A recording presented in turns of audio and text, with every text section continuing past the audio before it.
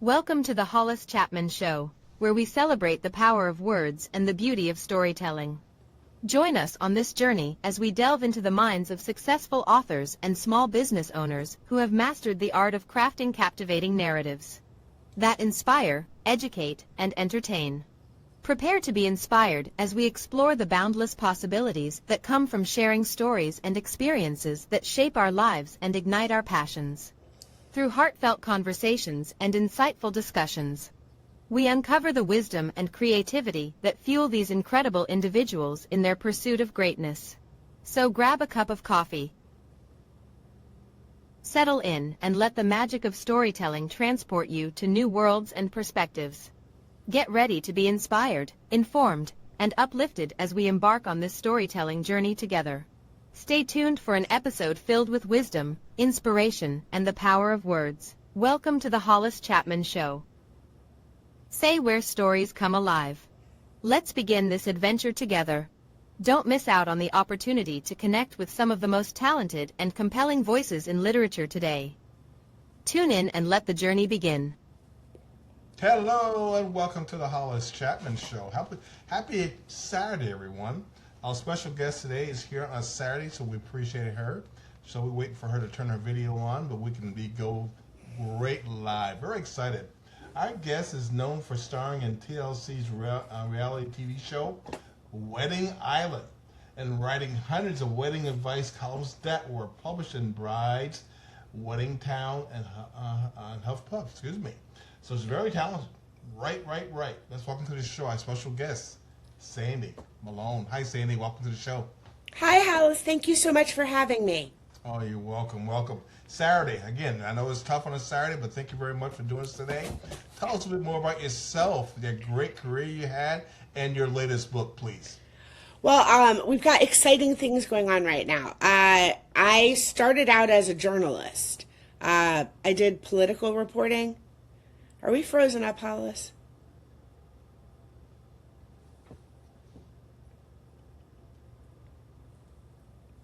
Hollis, I think we're frozen up. Says we're trying to reconnect. Well, that's not good. Sorry, I dropped out on you. Okay, yeah, was that on my end?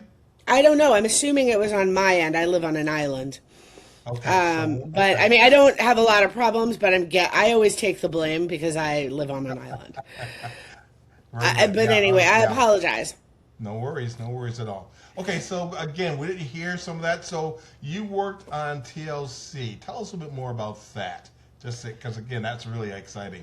Oh, well, my husband and I moved to Jekyll Island, Puerto Rico, an island 7 miles off the coast of Puerto Rico, after he retired from the police department. And I had been a journalist, and then I'd gone into government and public affairs, working crazy hours. But one of my clients was the government of Puerto Rico. And I fell in love with this beautiful little island off the coast.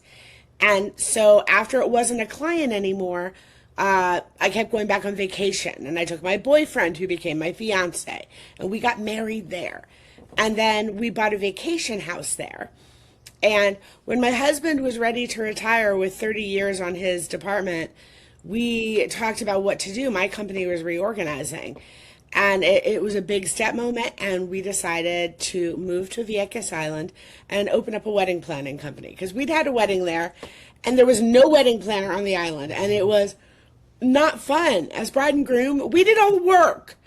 We were the ones stressing out, and we thought, oh my God, we could give such a better experience. And we'd planned a few friends' weddings in the D.C. area because everybody called us, right? You know, bail us out, do it the right way. And so we can do this. So we moved to Puerto Rico, and our goal was 2 weddings a month. We budgeted because my husband had a pension and we had savings, and we're going to do this. 2 weddings a month. First year, we had 19 weddings in August. And it went like that. We did more than 500 weddings in 11 years. And in the midst of it, one of my friend's husbands was a documentary film producer, and he kept saying, you guys should be a reality show, because he would hear stories about these crazy brides and grooms, and it was just things you cannot make up, you know?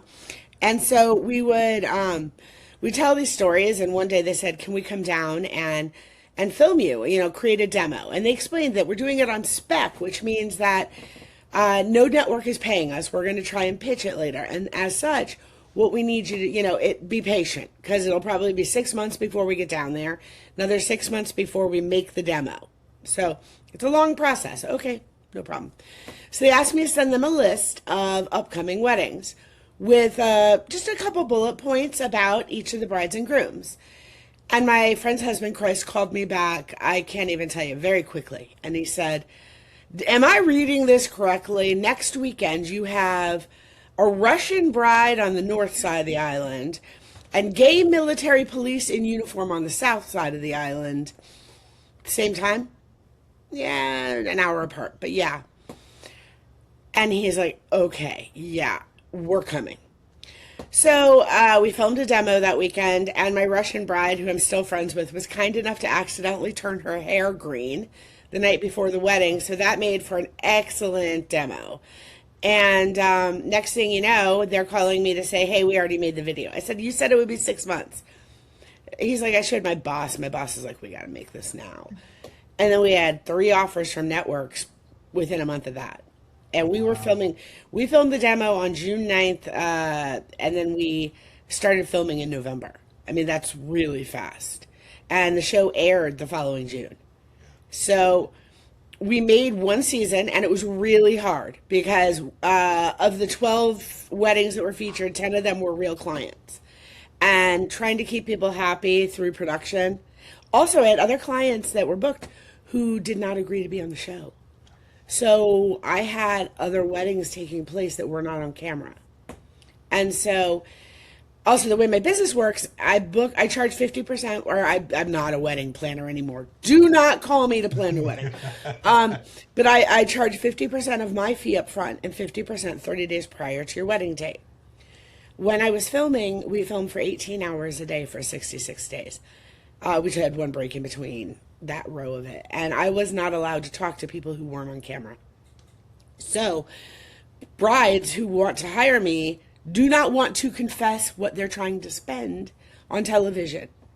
And I had no way to say, hey, yeah, you'll definitely be on the show. So we lost a lot of business during that time just because we didn't have time to book the business. But we went back to regular life and wedding, as regular as it can be when everybody's watched you acting like an idiot on reality TV. But, we were booked 2 years out all the time. That was my limit. I would not book further than 2 years ahead. I had people that wanted 3 and 4. Like, if you don't love him enough to marry him in less than 4 years, come on.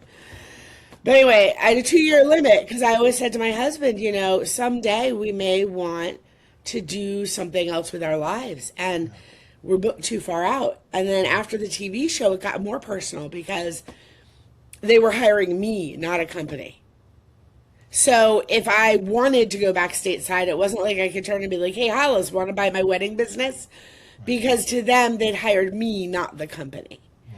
So we were booked 2 years out. I was writing like a mad woman and sort of starting to think about how will we transition back stateside. And Hurricane Maria made the decision for us. Came in and we were not there.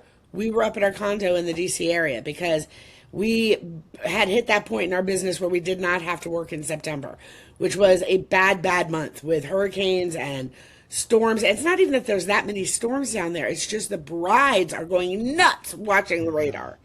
I mean, like, they're watching the hurricane tracker and they're calling it's not worth it. No amount of money makes it worth it to me. And my anniversary is in September. So we took the month off. We did it the last few years we were in business. And we were up north. Hurricane Irma hit. And I did talk to my bestie down there, Yaya, afterwards. They were still sitting in the dark.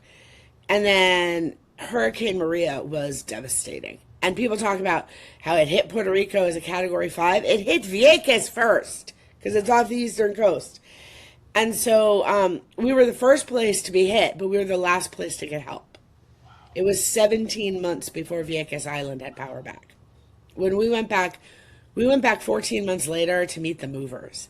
And it was still on generators at that point. I mean, it was really unfortunate. Mm-hmm. And the whole island, all of Puerto Rico suffered. People died. But it was, we said when the storm hit, we looked at each other and said, well, we're not going back until there's power. What do you mean there's not going to be power for a really long time? Like, the info was coming out very slowly. And anyway, so what I did is we stayed stateside, and we ended up closing the business down. I had to cry with every single bride, but nobody will insure your wedding company when the hospital has been flattened and there's no power, no water. You can't plan weddings. And I couldn't even tell them when we might be able to. So there was no, I must postpone your wedding 6 months or a year. I mean, it was just, I don't know. And I surely wouldn't have said 17 months if they'd asked me how long. And so we didn't reopen, which turned out to be a very good decision, as a pandemic would have shut us down again. So I went back to writing full time. And I had started out as a political reporter with Campaigns and Elections magazine and then the Wall Street Journal. When I went back to, but I was the police beat reporter at the Ohio State University. And so my husband's a retired, SWAT commander, and I'm a good cop wife. And we were very involved in police charities in Puerto Rico. And then suddenly, literally, it's one of those God shuts a door and opens a window sort of things. Because we had just said, what are we going to do? My husband's like, I'm going to try being retired. And I'm going, oh boy, I got to go back to writing. I've been my own boss for, it was something like 16 years at that point. And wow. Yeah. And I started looking, and Blue Lives Matter was advertising. They needed an editor. And it's like, wait a minute, it's a law enforcement publication. How easy is this? Yeah. And sure enough, I got the job. And I became editor, and then we actually became the Police Tribune. After George Floyd, the words blue just became bad on the internet. Right. So it became the Police Tribune. I was editor-in-chief of it. Eventually, the publication was, I don't want to say just shut down, but the parent company was bought by somebody else who had no connection to law enforcement and didn't want to keep it going. So Law Enforcement Today, which is like the biggest law enforcement publication in the world, sort of absorbed it at that point. My buddy Kyle Reyes, who runs that, he's amazing, but Kyle could not afford me. So it was a big moment. We had just moved to Jekyll Island, Georgia. We moved down here from D.C. because we wanted to find our forever home. Hollis, I do not know how we ended up on another island. It was an accident. Something about us not functioning in the big city after being a police family there. I don't know. But we got down here, and I said it. I've always wanted to write fiction. My mother told me I was not allowed to when I was a kid. She said, and then she didn't want me to be a journalist either. She thought I was going to end up writing obituaries on the overnight shift in the Midwest. That was the ultimate. And so, I've always wanted to write fiction, and it was just a chance. I was, give it a shot. I can do this. Let's see. What do we think? And what I did is I took everything that I saw people do at weddings, and I fictionalized it to protect the guilty clients. I had so much fun writing this book series. First book is called Escape to Jekyll Island, and my main character, Tally, is a 29-year-old wedding planner who lost her job, she lost her house, and her boyfriend in Hurricane Maria because their house got flattened, and the company she works for can't reopen. And her boyfriend doesn't want to go with her stateside. He wants to stay. My cultura, I shall wait. I will be here to rebuild. And she's like, but you could come to Georgia and you could have a job. And he wanted to wait. And so she, went home to Jekyll Island, Georgia. She got evacuated because that's what you had to be evacuated to get out of there afterwards. For a couple of months. It was really tricky. We helped coordinate the evacuations from stateside, and a lot of private jets. A lot of people with private planes a lot of people who had houses on Vieques that nobody would know about because it's that tiny little island. Like Freya Block from H&R Block. Yes. And Ide, oh golly, what was her last name? She and her husband started Subway sub shops. And they had houses on Vieques. So when we had the crisis, these people really came through with helping get their neighbors off the island. And so I said, I'm going to write about this experience that I had. And I wasn't there. I was living it through my friends that were there and losing everything. It was crazy. And so Tally comes home to Jekyll Island, Georgia. And she thinks she's going to sit on the couch and lick her wounds and tweak her resume and pout for a few months. And her aunt comes home and says, get off your butt. There is no wedding planner here right now. Go start a company. So Tally does. And she starts picking up real clients. And she starts connecting with childhood friends. Like her girlfriend Cheryl is a planner over at Sea Island, a couple islands over, doing wedding planning, things like that. But more interestingly, the little boy next door that she grew up with, Mitch, he has grown up to be a smoking hot state trooper. So things are getting interesting, things are going well, and then weird things start happening. Wedding flowers disappear, vendors aren't working with her. Stuff that doesn't make sense happens. And Mitch has to get involved to help get to the bottom of who is trying to screw up these weddings. Turns out there's somebody that's had a grudge for a very, very long time, 10 years. So I hate to spoiler alert. Tally survives book 1. And there are 4 more books. In Bloom on Jekyll is about how she ends up launching a flower business too. I did that. And then book 3 is called Treasure on Jekyll. And it's about, there's a treasure hunt on Jekyll Island every year in January and February for these gorgeous fishing floats. They're handmade glass balls. They used to wash up on the beach. And nowadays we have artisans make them. And they actually now hide plastic balls that you go trade for the glass balls. Once upon a time, it was all the real thing. But there's 2 months of a treasure hunt on Jekyll every year. And the book is about a wedding that largely incorporates the treasure hunt. But what happens is Tally goes back to Vieques, and she takes Mitch with her. She goes back to do her old boss a favor. And while they're there, her ex-boyfriend dies in a drunk driving accident. And for her, it's sort of like, wow, at least that chapter's kind of finally shut. But the ex-boyfriend has a crazy sister who's actually to blame for her brother's accident. And so she comes after Tally. But the problem is that she's just coming after a bride. She's mad Tally's getting married. There seems to be confusion with which bride she should be shooting at. Anyway. Sandy, yes. Again, we could go on with different topics left and right, which you just shared with us. And I thank you for sharing that with us. We appreciate that. Where does Sandy get your vision, your ideas, your creativity from? Because obviously you're good at what you do. Obviously you can you can verbalize what you're thinking. Now you put it in a book. Is there a mentor that you go to? Is there somebody you look up to and say, okay, let me do it this way, let me do it that way? Because again, I think visual TV stuff and writing is different. Now put it all because I have a lot of authors who wants to do screenwriting, but screenwriting's hard. It's hard as heck. I don't know how to do screenwriting. Like I don't. Like if I ever wanted to do it, I would need to learn how to do it. When I was in college, my senior year, one of the things at Ohio State, you all got a big deal. It's like, go take the AP test. Because this was like, I don't think the internet was out then yet. Like senior year of college, my class at Ohio State was the first class in the United States to register for classes online. So it was like the birth of the internet happening as I was graduating from college. And so we didn't have all these sort of options that everybody has now, you know? Yeah. And I didn't really have a mentor through these things. I didn't really, I mean, it's been a figure it out as I went along. Because I was a journalism major. I was a writer. And when they said, okay, time for the AP test, I was mad excited.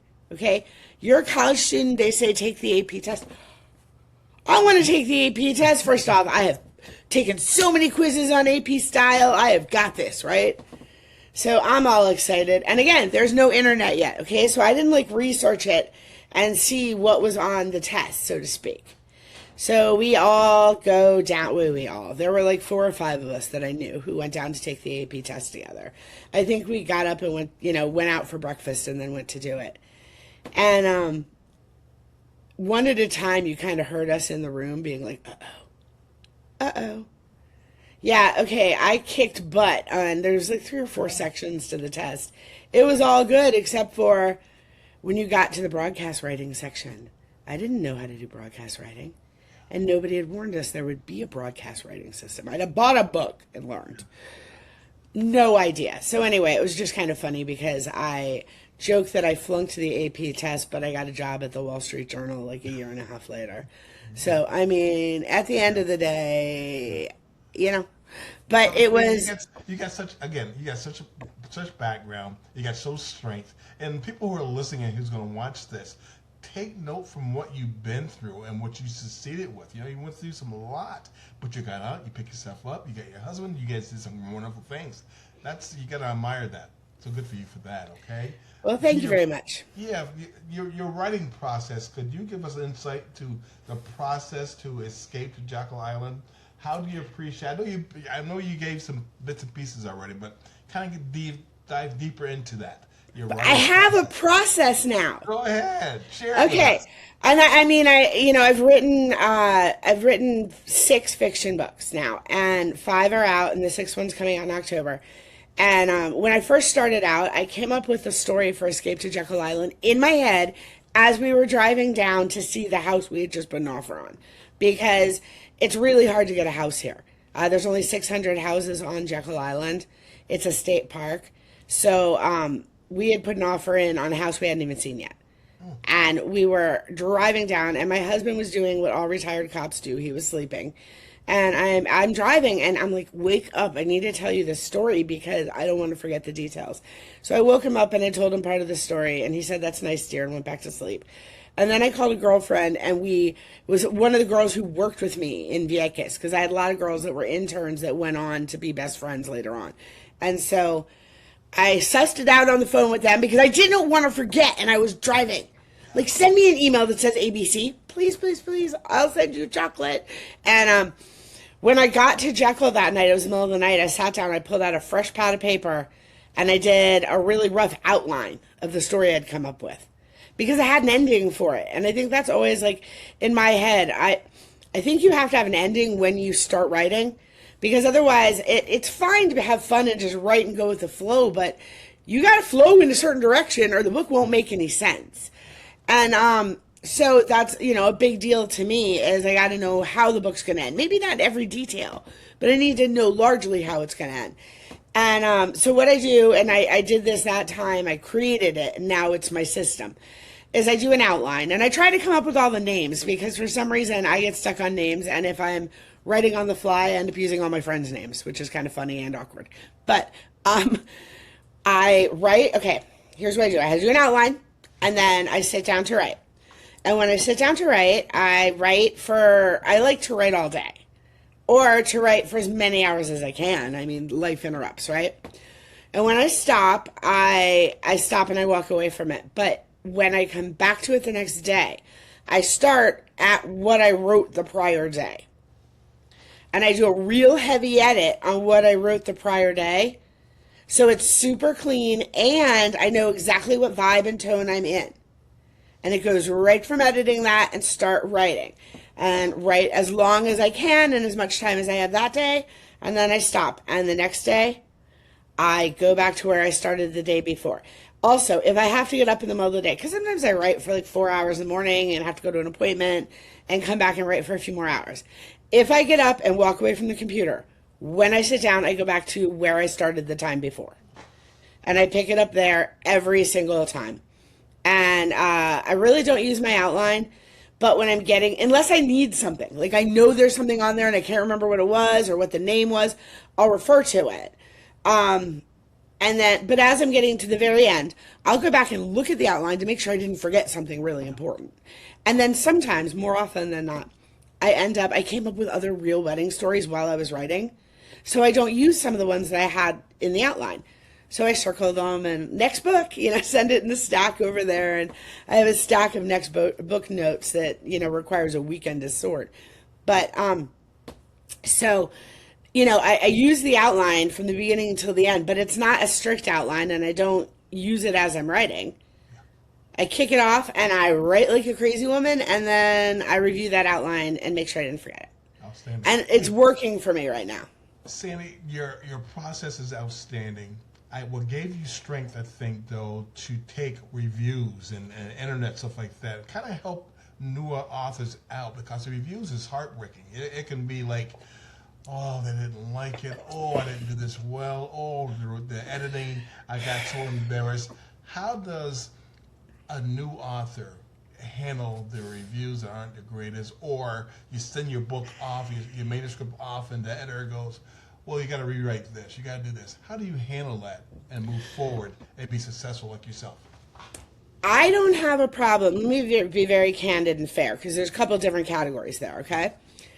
Edits don't faze me, okay? I was an editor I have been an editor in one capacity or another for 30 years. I don't want to say there's no pride in authorship, because I have a lot of pride in my authorship, but I want my work that goes out to be the absolute best. And if people hire me to edit things, then I should hire people to edit things, because I am not the be-all, end-all. I used to tell brides, no, yes, I am ordained, but I'm not going to marry you. We're going to use a minister, because I have to be at the end of the aisle to send you down the aisle. I got to be there to fill in for anything that goes wrong. So I don't want to be the minister. Well, I'm the author. I shouldn't also be the proofreader, the publicist, so there are a lot of things that I have to take a step back from. And I'm working with a publicist now, and I'm working with a PR team, and we're redoing my covers. We're getting ready to relaunch the entire Gem of the Golden Isle series in a couple weeks on Labor Day weekend, because I have the most gorgeous book covers. But apparently, if you are not from this region and you're not familiar with Jekyll, they read as travel guides. Oh. Okay. So we have redone the covers in more of a fiction genre. I only have one of them right here. But more of and it still has real Jekyll Island images, like the historic hotel. Yeah. But it's all the pictures on the covers the first round were real places on the island. Beautiful real island photos taken by friends of mine. And we just needed to be more of a fiction-y genre for the rest of the nation to be interested in reading them. That's cool. Sandy, at this time, please tell us, where do we go after the show to learn more about you and to buy your books? Where do we go? SandyMalone.com is my website, and we just redid it. So if it has any oopses at this point, we're still fixing. Literally, we just redid it a couple days ago, and I'm very excited about that. But SandyMalone.com has all my new books. The new covers are available to see on there. And then we've got, we have so much going on. You can find me on all different social media. And Sandy and Malone on Instagram is a great place to track where we're doing different events. And October 9th, I've got a new book, a standalone novel. It's a dark, patriarchal society family. Think early V.C. Andrews, and that's coming out October 9th. It's called Thicker Than Blood. Beautiful. We have stuff on Roku. We put some of our shows on Roku and stuff like that, and we're going to put this on there too. What do you think about putting some of your work on Roku, Hulu, and all that kind of good stuff? Because I think it'd be outstanding. Have you thought about that yet? Like, in what context? Like, reading it? Or, come on, I want somebody, make a movie, make a TV series out of my books. Jekyll Island is a really, really popular filming location. This is where the movie Glory was filmed, and Legend of Bagger Vance, everything else.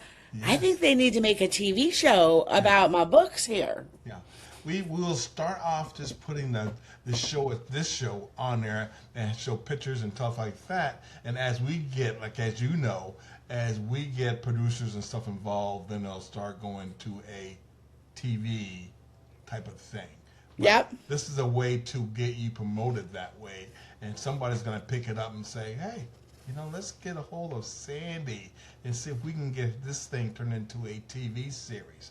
Because I think it'd be great and fun, right? Well, I wanna be wildly successful with that, and then I can pay people to do all the hard parts of promoting books, and I can sit in my backyard and just write and go to the beach in the afternoons. Yeah. See, these are my long-term goals. There you go. Perfect. Now you sit there and mention long-term goals. Is that your vision for? Because again, I like doing podcasts and doing stuff because I can do it forever. Do you want to get to the point where you can just write so you can do it and do it and do it and do it and do it? Is that what? Yeah, I could. Writing is a guilty pleasure. Yeah. No matter what I did, I always found a way to write.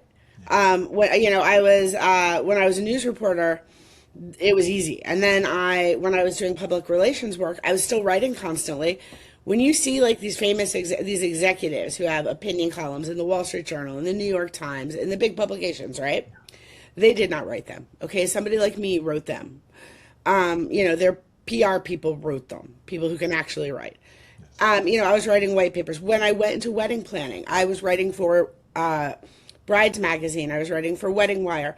Huffington Post had me writing multiple times a week. And then Condé Nast started letting me do travel writing because I was down in the Caribbean and I got to go like to all these wild places that I got a week at the Four Seasons in Nevis. Wow. And they flew me there on a private plane. Wow.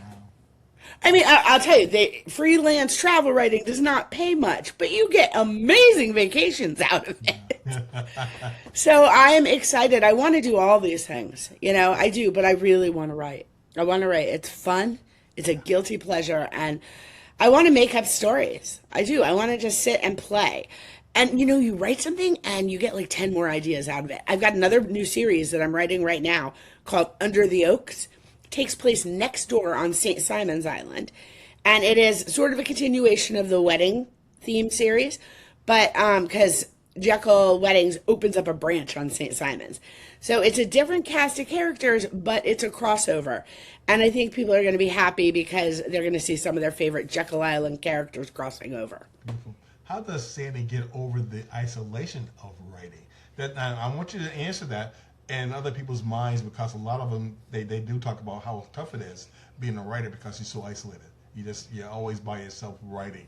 And not like other careers, stuff like that, where you're working with different people. You're writing by yourself. You may be from 6 a.m. to noon where you just, don't bother me. I'm writing. Don't bother me.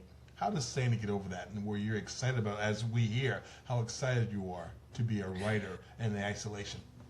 I don't think I ever had a problem with the isolation of writing. I think I have a problem with when everybody shut up and let me write. To be very honest. Okay, so I wrote a book called, a nonfiction book that was traditionally published in New York called How to Plan Your Own Destination Wedding, Do-It-Yourself Tips from an Experienced Professional. And the funny thing is I had a deadline creeping up, and I had so many weddings, and the deadline was at the beginning of May one year. And May is wedding season, right?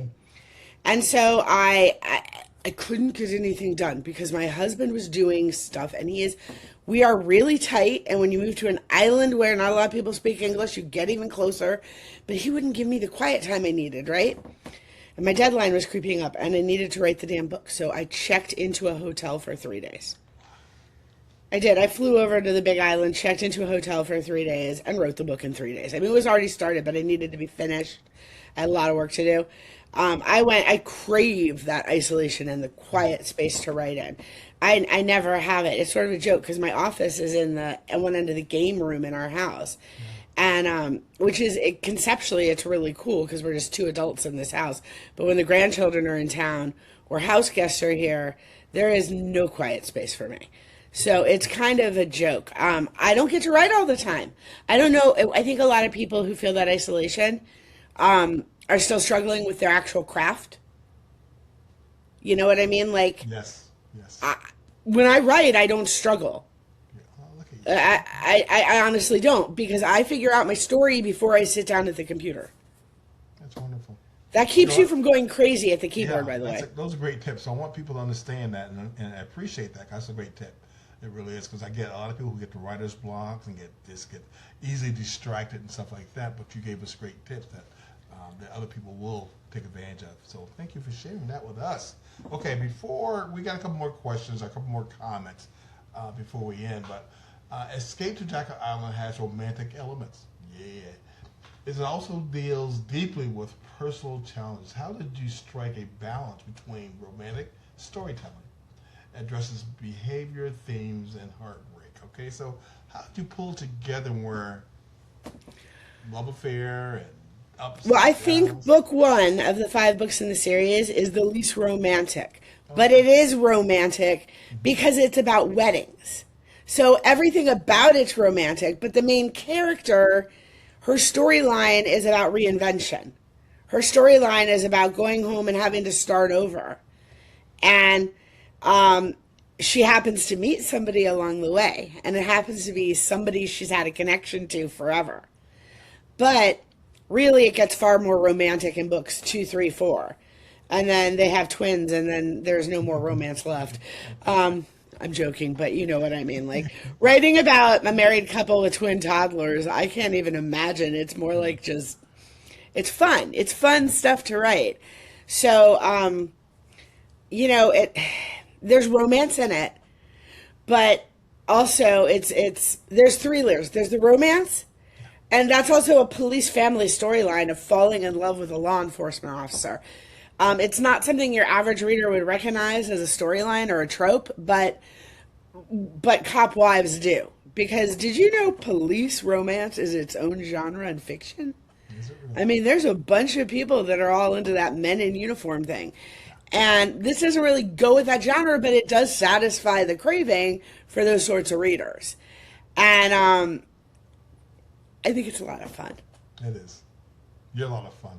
Sandy, before we get to the final comment, please tell us again, where do we go after the show to learn more about you and to buy your books? Where do we go? Well, you can go to sandymalone.com. And my books are also on Amazon, bookshop.org, Barnes & Noble, all the usual online places. Also, you can ask your library to get it, or your local bookstores. If they don't have it, you can tell them you want to read it. Sandy Malone Escape to Jekyll Island. And it's fun to hear that, different people are requesting it and getting it in their stores. But, also I'm on all the social media, on Instagram at Sandy and Malone. There's all different, I've got crazy videos and fun stuff all the time about what I'm up to because I do a lot of signings. So new website, I'll have a calendar up on it soon, and hopefully I will meet some of my readers at my upcoming events. Outstanding. Final comment, ma'am. You are an accomplished author. What advice would you give to aspiring authors who are interested in blending personal experiences, fictional narratives with deep themes like those found in your book? So give us some tips on the way out and how we can do what you do so well. Okay, my new book, the one coming out in October, is called Thicker Than Blood. And it is a story about a family where money and influence are more important than anything else. And so what I did is, all the novel is fictional, I tied in my experience with my mother's Alzheimer's to it. And that's how I made it work. You can blend fiction and real life. I mean, for some people, for me, it was cathartic writing that one. I sort of addressed going through 3 generations of Alzheimer's. The book is about this patriarchal society family, but the story is told through the eyes of 3 generations of women in the family, 2 of whom get Alzheimer's. And so I think it's something that's very relatable right now, at least to me and my friends in this age group. We're parenting the parents, and we're finding ourselves having to address dementia and Alzheimer's at a level that never was so global before. I mean, it's like autism. It's everybody's got Alzheimer's. What is going on, America? Like, hello, fix this. But it is, I think that when you take all these personal things that you're writing, don't get sued. If you are not professionally trained as a writer, like, I had to go to a lot of classes on law and ethics to get a degree in journalism back in the days when journalism was an actual career. And but the number one defense for libel is the truth. So if you're telling a true story, you are pretty much protected, but you also need to think about what you might be doing to defame other people. And also, like, your big cathartic thing in writing it, you're going to live with this forever. And I'm also going to give you a piece of advice to writers out there. Before you write too much of your true story, remember, it's got to be an audiobook too. I'm having to read right now because I'm recording Thicker Than Blood right now. And, great, I wrote about losing my mom to Alzheimer's. I have to read that now for recording. I mean, it's hard. And so keep in mind that your story is always your story. You can fictionalize as many elements of it as you want or not. And it's still your story. Sandy Malone, everybody. Sandy.